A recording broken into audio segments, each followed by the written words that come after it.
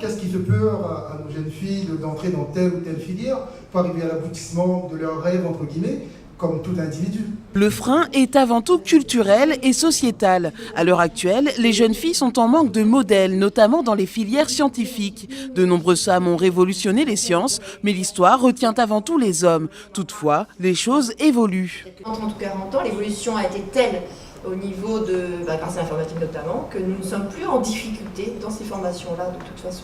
Les filières scientifiques sont très marquées par ces inégalités femmes-hommes. À l'Université de La Réunion, par exemple, la licence informatique et énergie automatique ne compte que 4% de femmes.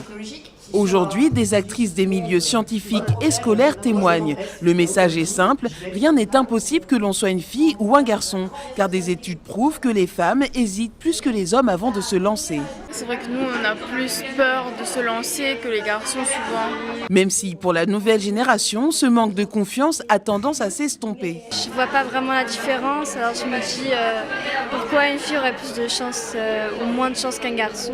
Je me suis jamais vraiment posé la question en fait. Je me suis posé des questions genre je suis pas très forte dans cette matière-là, est-ce que je vais y arriver et tout, mais non, je pense pas que j'ai moins de chance qu'un homme. Véronique, elle, a fait des études en informatique. Elle a dû faire ses preuves et aujourd'hui, elle veut prouver aux jeunes filles que c'est possible d'y arriver. Avec des informaticiens, ça se passe très bien parce que la priorité, c'est que le projet aboutisse et du coup, toutes ces distinctions entre filles et garçons sont un peu gommées. Donc c'est finalement plutôt par rapport à la société où on doit expliquer mais pourquoi est-ce qu'on a choisi cette voie et pourquoi on se lance là-dessus alors que c'est traditionnellement pas forcément un métier qu'on imagine une femme.